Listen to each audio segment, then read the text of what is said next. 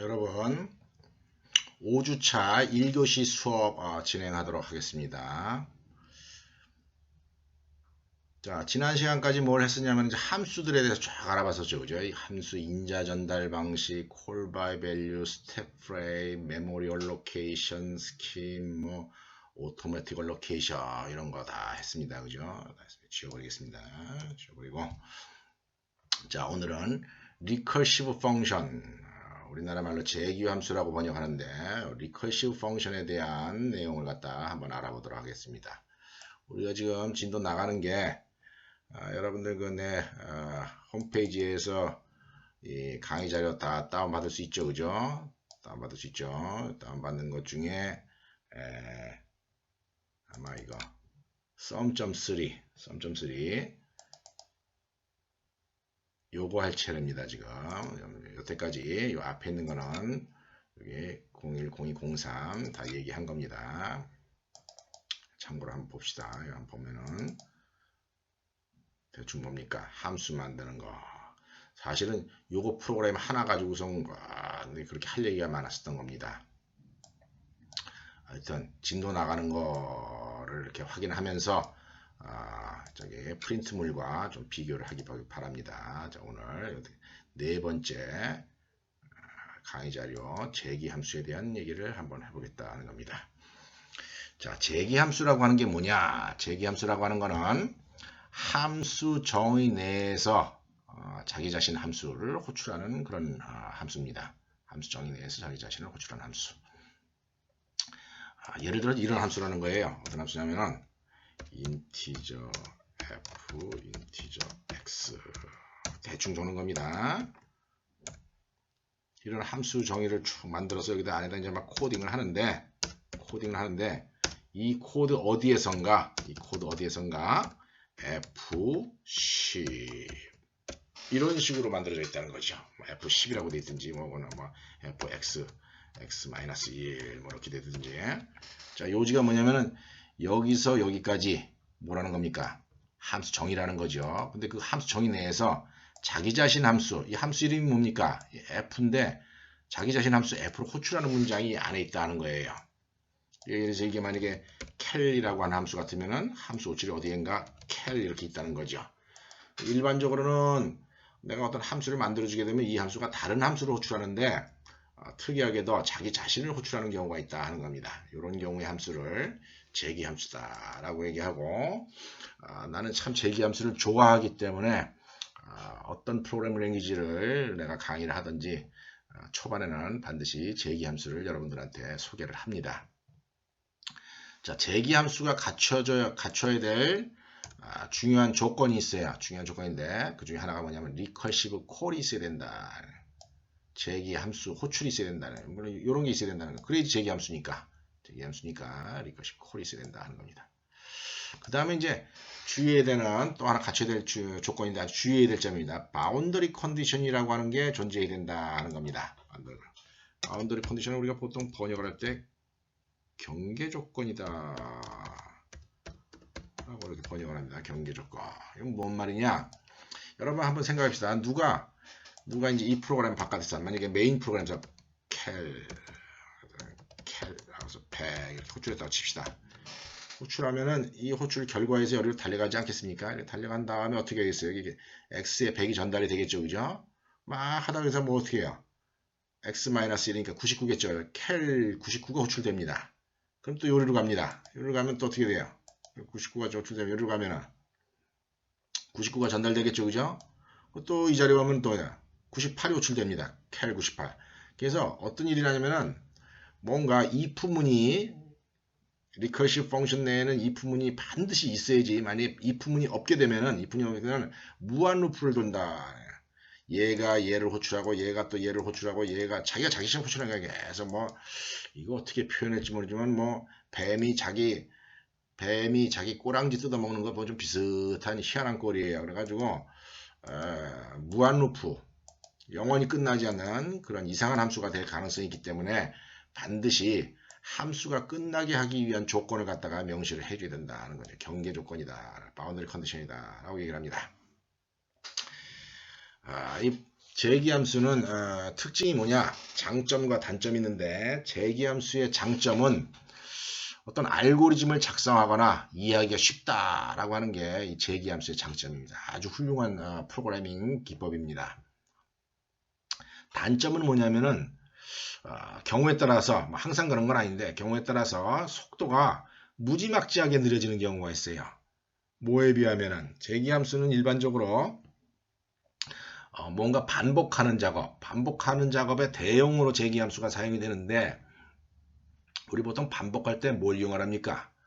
for문이나 while문을 이용을 하죠. 그죠? for문이나 while문을 이용을 하는데 재기함수를 이용을 하게 되면 for문이랑 while문을 이용하지 않고서도 반복 작업을 할 수가 있어요. 그런데 경우에 따라서 for문이나 while문을 이용할 때에 비해서 이 리커시브 펑션으로 짜게 되면 반복은 하긴 하되 속도가 무진장 느려지고 그 다음에 기억 장소를 낭비하는 그런 경우가 발생을 한다 하는 점이 좀 단점으로 이제 지적됩니다. 항상 그런 건 아닙니다. 당연히 이제 좀 빨리 될 때도 있고 그렇게 하는데 하여튼 속도가 무진장 느려질 때도 있으니까 그럴 경우에는 이제 재기함수를 이용하지 말고 일처리 해야 됩니다. 한 가지 문제점이 뭐가 있느냐? 내가 지금 재기함수 장점이 알고리즘을 작성하거나 이해하기 쉽다라고 내가 얘기를 했는데 이게 이제 문제예요. 이게 알고리즘을 작성하거나 이해하기 쉬운 거는 나 같은 사람이 그렇다는 겁니다. 프로그램을 어느 정도 익숙하게 짜는 사람들 한 2-3년, 3-4년 정도 이상은 프로그램을 짜본 사람들 입장에서 알고리즘을 작성하거나 이해하기 쉽다는 거지. 여러분들처럼 초짜들은 처음 이 프로그램을 배우는 이제 비기너들, 이제 초보자들은 여러분들 입장에서는 포문을 사용할 때에 비해서 훨씬 더 어려울 수도 있습니다. 어렵고 이해하기 어려울 수도 있어요. 만들기도 어렵고. 이게 할 수 없습니다. 뭐 첫 술에 배 부르라는 법이 없는 거죠. 그죠? 여러분들 처음에는 좀 당혹스럽고 좀 어렵습니다. 그렇지만은 내가 전에 그 다른 이전 시간에 소개했던 백준 사이트 그런 데서 이제 백준 사이트 여러분들 다 들어가 봤습니까? 거기 가서 자꾸 문제 풀어야지 여러분들 나중에 밥 먹고 사는 데 도움이 됩니다. 백준 사이트 같은 데 가서 더블릿이나 이런 사이트 같은 데 이제 거기서 제시하는 문제를 해결할 때 보면은 문제를 해결할 때 리커시브 펑션이 아니면 거의 해결하지 못하는 그런 경우도 많이 발생합니다. 리커시브로 해결을 해야지 그렇지 않으면 진짜 알고리즘이 너무 복잡해져 가지고서 손을 못 대게 되는 그런 경우도 발생을 해요. 그래서 기회가 될 때마다 리커시브 펑션이 발견이 되면 이해하려고 노력을 하고 또 어떤 문제가 주어질 때 이걸 리커시브로 풀면 좀 어떻게 좀 쉬운 방법이 없는가 라고 하는 걸 갖다 시도를 해서 좀 자주 사용하기 바랍니다. 자, 우리 뭘 하느냐? 우리 앞에서 여태까지 뭘 했었죠? 1서부터 n까지 합을 구하는 프로그램을 계속 짰었죠. 그죠? 이번 시간에는 1서부터 n까지의 합을 구하는 프로그램을 여태까지는 포문을 이용해서 짰는데 포문을 이용하지 말고 리커시브 펑션을 이용해서 한번 짜보자 라고 하는 게 이번 강의의 어떤 주제입니다. 잠시 물 한 잔 먹고 가겠습니다.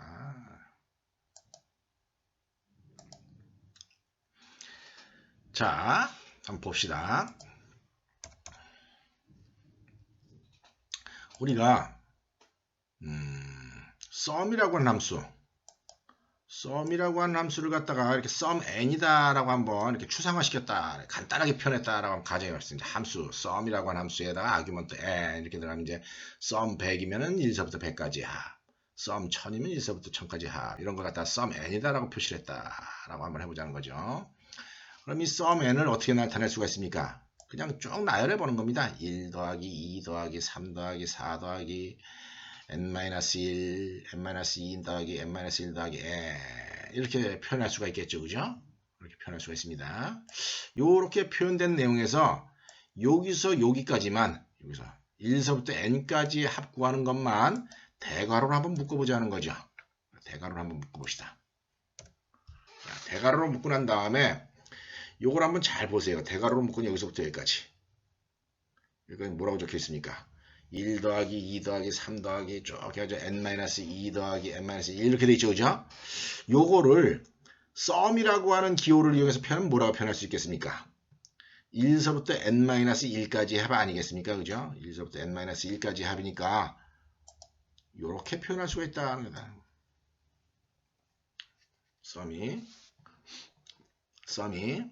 sum n이라고 하는 게 sum n-1까지 합을 구한 다음에 n을 구해라. 이렇게 할 수 있다는 거죠. 자, 무슨 말이냐? sum 100의 합을 구해라. sum 100의 합을 구해라. 어떻게 하라는 겁니까? sum 99까지 합을 더한 다음에 거기다가 뭘 더하면 돼요? 100을 더하면은 sum 100까지 합을 구할 수 있는 거 아니겠느냐? 이런 얘기예요. 이런 형태의 아이디어를 생각해내는 게 리커시브 프로그램을 짜는 어떤 방법입니다. 이게 처음부터 이렇게 잘 되지는 않아요. 여러분들이 이제 나중에 여러 번 이제 예제 프로그램도 많이 보고 하면서 이제 이걸 겪는 과정에서 이제 이해를 하게 됩니다. 오늘은 이제 처음이니까 완벽하게 이해하려고는 하지 마세요.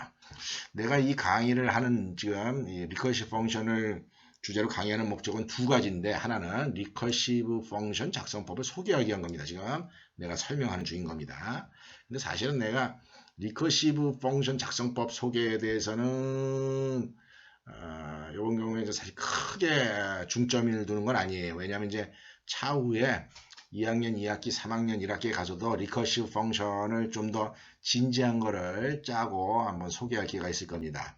내가 사실은 굳이 리커시브 펑션을 갖다가 이 강의 내용에다 집어넣은 이유는 우리가 지난 시간에 강의했었던 오토매틱 얼로케이션, 오토매틱 얼로케이션이 이루어지는 예를 전형적으로 보여주는 게 이 리커시브 펑션이기 때문에 내가 이 예제를 보여주는 겁니다. 그러니까 어떤 면에서는 작성법이 잘 이해를 안 되더라도 너무 실망하지 말고 좌절하지 말고 그냥 리커시브 펑션은 예를 들어서 2학년 1학기 정도까지는 뭐 완벽하게 짤지 몰라도 큰 문제는 안 되니까 너무 걱정하지 마세요. 대신에 이 수업 끝난 다음에 그 다음 강의에서 다음 강의 동영상 자료에서 보여주는 오토매틱 얼로케이션, 이 리커시브 펑션과 관련된 오토매틱 얼로케이션 상황을 보여주는 수업은 여러분이 꼭 이해를 하기 바랍니다. 자, 어쨌거나 자, sum이 이렇게 정의된다라고 하면은 sum 함수의 정의를 sum n이라고 하는 함수의 정의를 이렇게 딱 두 줄로 요약할 수 있다는 겁니다. 두 줄로. 자, 두 줄로 요약하는데 일반적으로는 이거다는 거죠. sum 함수라고 하는 건 다른 거 아니다. sum 함수는 n-1까지 sum을 구한 다음에 거기다 n 더하면 되는 거다. 그러면 sum n이다 라고 써주고, 그런데 이제 이게 문제 보면 1서부터 n까지 합이기 때문에 sum 1인 경우에, 여기다 sum 1이라고 하면 어떻게 됩니까? sum 1인 경우에는 이게 sum 0라고 하는 게 존재하지 않는다라고 보면은 이게 표현할 수가 없어요. 그래서 맨 마지막 경우 어쩜 뭐라면은 이 우리가 문제가 풀어야 될 어떤 범위가 있으면 그 범위 중에 아주 기초가 되는 부분입니다. 그런 기초가 되는 부분은 일 처리를 좀 다시 해줘야지 돼요. 이런 경우입니다. 그래서 만약에 n이 1이면은 n이 1이면 sum 1은 얼마입니까? sum 1은 어디까지 더하는 거예요?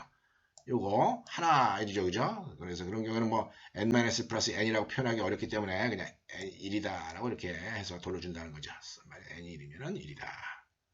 이렇게 해주는 겁니다. 그래서 요게 sum의 정의다라고 생각을 하면 됩니다. 요걸 가지고 프로그래밍 한다는 거예요. 요걸 가지고 프로그래밍 합니다. 자, 어떻게 하느냐 한번 보여보겠습니다. 잠시 그냥 띄웁시다. 자, 탭 C++를 띄워서 지난 시간에 프로그램 했던 거에 연이어서 일을 해보도록 하겠어요. 지난 시간. 자, 프로젝트 열기 해가지고 지난 시간에 했던 거 여기입니다. 지난 시간에 뭐 했습니까? 이거 했었죠, 그죠? print sum 해가지고서 get sum 해가지고 출력했었습니다. 내가 이번 시간에 하고자 하는 얘기는 여기에서 여기까지 뭡니까? 여기에서 여기까지를 다른 방법으로 짜겠다 하는 겁니다. 그러니까 메인 프로그램 사용하는 건 똑같고 print sum 하는 것도 똑같습니다. get sum 해서 계산을 해가지고 온 다음에 출력하는 상황은 똑같아요. 내가 지금부터 하려고 하는 행위는 뭐라고요? 여기 아까 포뮬을 이용해서 get sum 함수를 계산하는 그런 내용이 들어가 있었는데 여기를 뭐로 바꾸겠다는 겁니까? 여기를 리커시브 펑션으로 바꿔주겠다 하는 겁니다. 자, 그런데 get sum의 정의 어떻다 그랬습니까? get sum의 정의 썸이나 getSum이나 똑같은 내용입니다. getSum의 정의. getSum은 뭐랑 똑같다 했어요? 이렇다 했죠. return sum n-1 플러스 n이다. 이렇게 했습니다. 자, 그러니까 return getSum 뭐라고요? n-1 이라고 한다고요? 플러스 n. 이게 getSum의 정의다 하는 거죠. 그런데 getSum의 정의를 이렇게 딱 적어놓게 되면 뭐가 문제가 되느냐? 한번 실행시켜 볼까요, 이거? 실행시켜 보겠습니다. 자, 실행시켜 보겠습니다. 실행시켜 봅니다. 실행시키면 무한 루프에 빠진다는 거예요. 자, 이 모니터 어떻습니까? 껌뻑껌뻑 하면서 작동이 중지됐습니다. 이렇게 나오죠, 그죠? 작동이 중지됐습니다. 메모리 부족으로, 무한 루프에 들어가면 요새는 운영체제가 다 확인을 해줍니다. 프로그램 닫기. 자, 어떤 일을 하냐면은, 여기, 그래서 getSum 100 하게 되면, 여기 n에 100이 넘어가게 되고, 이제는 100 하면은, getSum 99 더하기, 99, 98 더하기, 90. 막 하면서 무한루프로 돌아가는 무한루프. 자, 그래서 뭐가 필요하냐? 바운더리 컨디션이 필요하다는 거죠. 요게 바운더리 컨디션이다 하는 겁니다. 요게. 자, 그래서 if n이 1이면 일반적으로는 이 밑에 값이 맞는 건데 n이 1인 경우에는 특이하게 처리하겠다는 거죠. n이 1이면 얼마죠? n이면 return 얼마입니까? n이 1이면 1서부터 1까지 합 얼마입니까? 1이죠. 그죠? return 1 이렇게 준다는 겁니다. 끝이에요. 이게 신기하죠. 그죠? 끝입니다. 이렇게 하면 그냥 계산이 나와요. 실행해가지고 컴파일로 실행. 자, 어떻게 계산 나왔죠? 그죠? 아까처럼 뭡니까? 아까처럼 뭐 폼은 뭐 어떤 로컬 베리어블 같은 거 정의할 필요도 없어요. 그냥 끝이라는 겁니다. 자, 이런 점에서 아까 내가 뭐라 그랬습니까? 장점. 알고리즘을 작성하거나 이해하기 쉽다.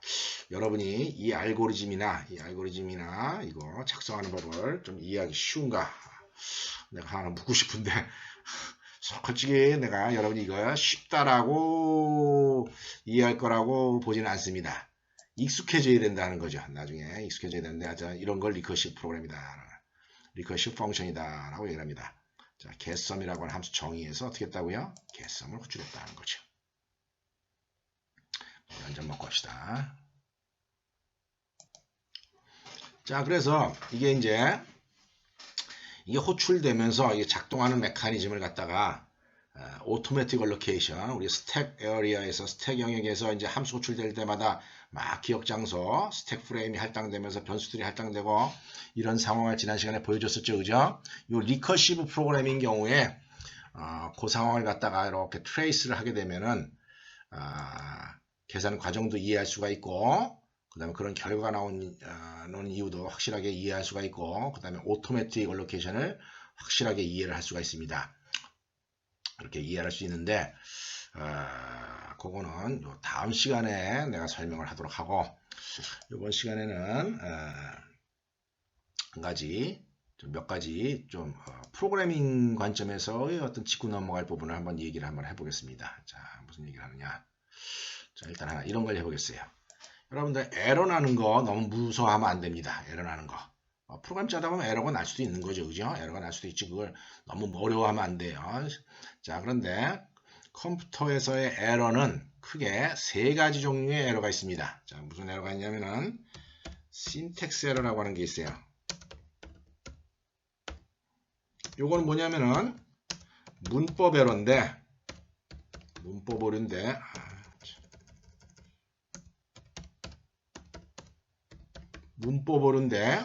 글자를 잘못 치는 케이스입니다. 글자를 잘못 치는 케이스. 뭐 간단하게 하면은 이런 거예요. 요게 프린트 썸에 여기다가 원래 여기 n이 있어야 되는데 여기다 내가 이렇게 m이라고 잘못 친 겁니다. 어떻게 했다고요? 잘못 친 거라고요. 근데 뭘 치려고 했는데 이거 친 건가요? 여기 n이 있는데 n을 여기다 치려고 깜빡이 이렇게 친 거라는 거죠. 혹은 여기 세미콜론이 있는데 내가 이렇게 친 거예요. 잘못해서 콜론을 친 거예요. 이런 걸 뭐라 그러느냐? 신텍스 에러다라고 합니다. 그래서 신텍스 에러는 컴파일하고 나면 이렇게 우리 컴파일하면 컴파일 메시지가 나오죠. 여기 에러스에 몇 개가 있다라고 이렇게 나오면서 그 설명이 나옵니다. 자, 한번 해보겠습니다. 당연히 이제 컴파일 에러가 나옵니다. 자, 나옵니다. 뭐 에러 메시지 막 나옵니다. 그죠? 자,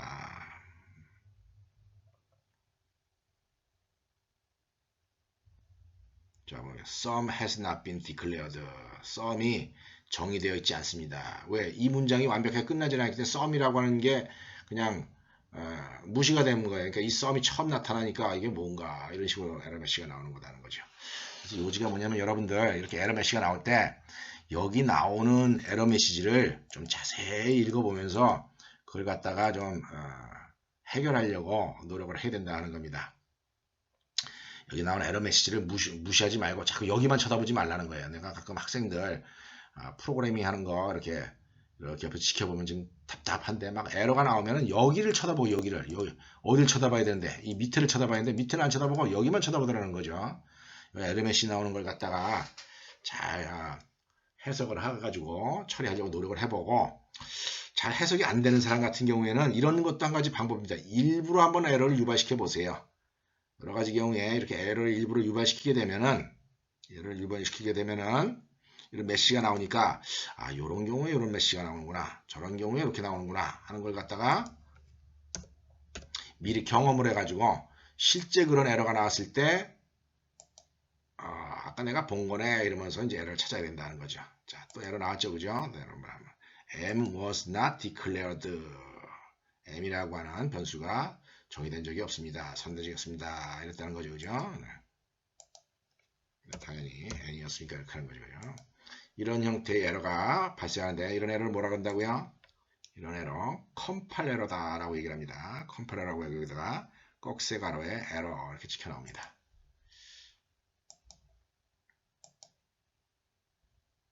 자, 그 다음 이제 여러분들이 마주치게 되는 에러가 있냐면은 링크 에러라고 하는 게 있어요. 링크 에러. 이건 그냥 링크, 우리나라 말로도 링크 에러다, 링크 오류다라고 링크 에러. 자, 링크 에러라고 하는 건 뭐냐면은 내가 어떤 함수 호출을 갖다 이렇게 하게 되는데 함수 호출을 했을 때 그 함수를 못 찾는 경우에요. 예를 들어서 여러분들 내가 실수로 printf라고 안 하고 여기다 print라고 했다고 칩시다. 이거 프린트라고 쳤어요. 프린트라고 치면은 컴파일러는 프린트가 어딘가 있겠지 하면서 일단 지나갑니다. 사실은 지나갈 수도 있어요. 지나가는데 그걸 못 찾는 경우가 있다는 거죠.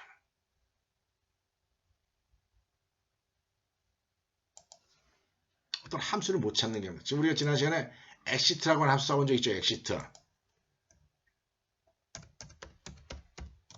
exit 0 이런 함수 써본 적 있었죠, 그죠? exit 함수 쓰려면은 어떻게 된다 그랬어요? standard library.h에서 찾아서 넣어야 됩니다.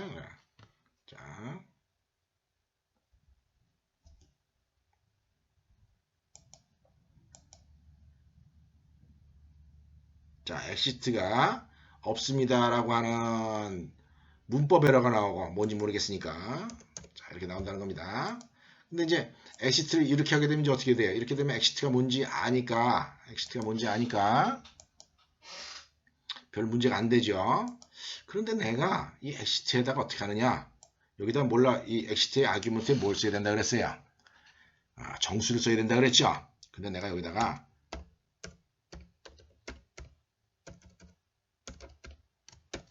이상한 아규먼트를 집어넣었다는 겁니다. 이게 이제 이런 걸 문자에라고 하는데 원래 이게 뭐가 들어가야 된다고요? 정수가 들어가야 되는데 이런 이상한 걸 내가 집어넣은 거예요. 자, 그럼 이제 어떤 에러가 일어나는가 한번 봅시다. 자, 컴파일러 실에 이렇게 하게 되면은 아이고야 에러가 나온다 하는 겁니다.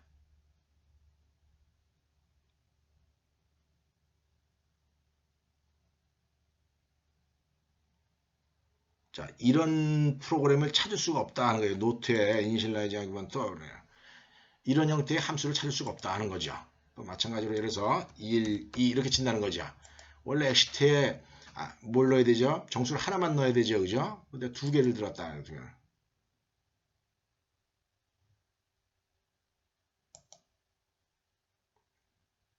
그래서 이런 걸 못 찾는다, 이런 함수를 못 찾는다라고 하는 차원에서 좀 에러가 나오게 됩니다. 이런 것 같다. 링크 헤더다. 링크 헤더. 그 다음에 사실 신텍스 에러나 컴파일 에러나 링크 에러는 어떻게 보면 크게 중요하지는 않습니다. 해결만 하면 되니까. 컴파일 에러나 링크 에러는 해결할 수 있는 방법이 100%가 있어요. 근데 이제 문제가 뭐가 있느냐? 문제가 이런 게 있을 수가 있습니다. 자, 뭐가 있느냐? 내가 프로그램을 잘못 짜는 거예요. 프로그램을 잘못 짜는 경우 그런 에러를 갖다가 런타임 에러다라고 얘기한다는 거죠. 자, 런타임 에러 두 가지가 있습니다. 런타임 에러가 두 가지가 있는데 그 중에 하나는 작동 정지되는 겁니다.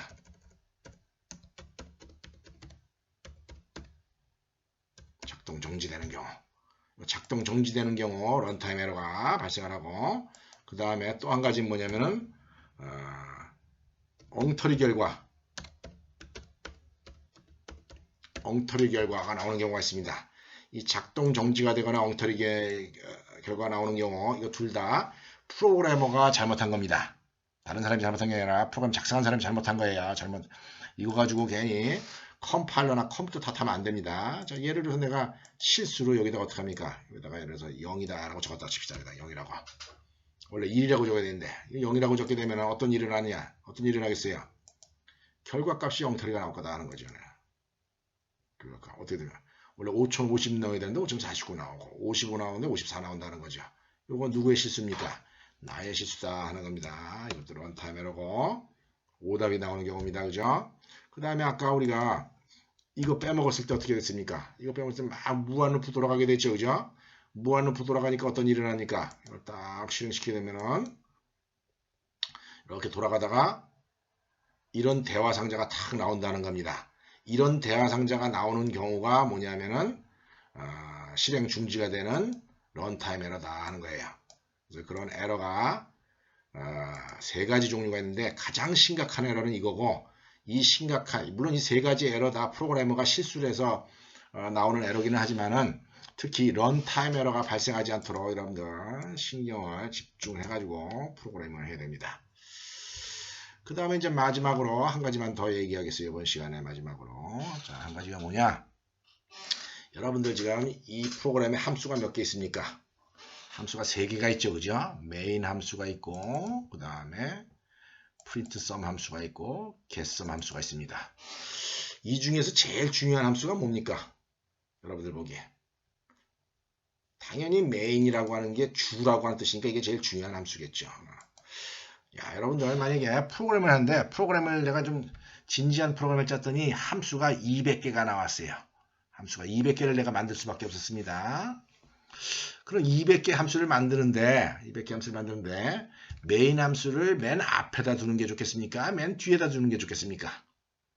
당연히 앞에다 둬야지 되겠죠. 그죠? 제일 중요한 건데, 그죠?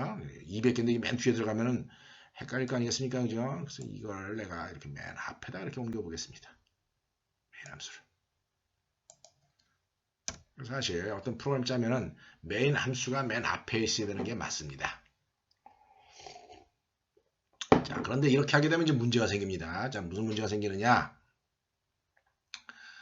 자, 컴파일하고 이렇게 딱 실행을 시키게 되면은, 아이고야. 아까 똑같은 프로그램인데 지금 뭐만 했습니까? 메인 함수를 옮겨놓기만 했죠. 그죠? 옮겨놓기만 했는데 이렇게 에러가 나온다 하는 겁니다. 신텍스 에러가 나옵니다. 자, 이건 무슨 신텍스 에러냐? 프린트 썸이라고 하는 함수를 찾을 수가 없다는 거예요. 컴파일러가. 컴파일러는 이 소스 코드를 갖다가 번역을 하는데 첫 번째 줄부터 순서대로 번역을 합니다. 첫 번째 줄 번역하고, 두 번째 줄 번역하고, 세 번째 줄 번역하고, 네 번째 줄, 다섯 번째 줄 이렇게 번역을 합니다.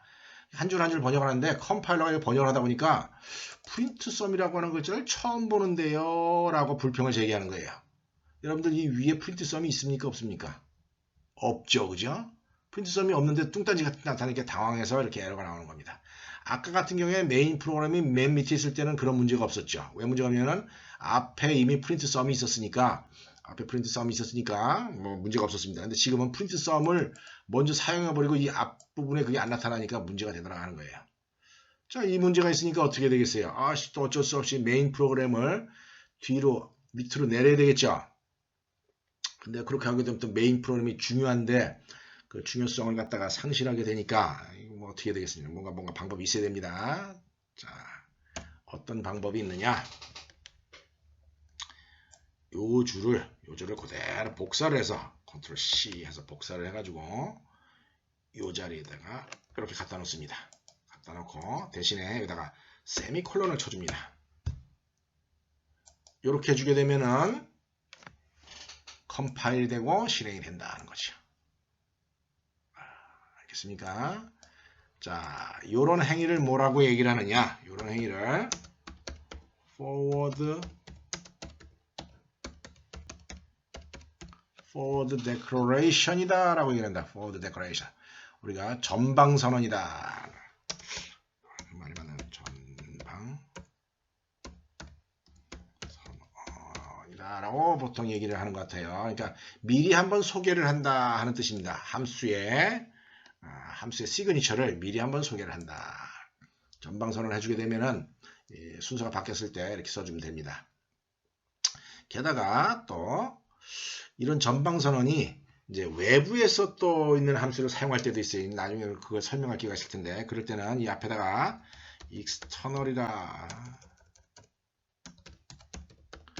external이라고 하는 글자를 써주기도 합니다. 그래서 이 함수가 이 파일에 있지 않고 다른 파일에 이 함수가 있을 경우에는 이렇게 써주기도 한다라고 하는 것이 그런 내용을 내가 이제 한번 얘기를 한 거고 오늘은 이런 정도로 해서 리커시브 펑션을 작성하는 법, 리커시브 펑션을 작성하는 어떤 의도 그런 걸 갖다가 설명했습니다. 다음 시간에는 이 getSum 함수를 기준으로 해서 이 getSum 함수 리커시브 펑션이 호출될 때 어떤 식으로 오토매틱 알로케이션이 수행이 되는가 하는 것을 설명을 하도록 하겠습니다. 이번 시간에 이만 마치겠습니다.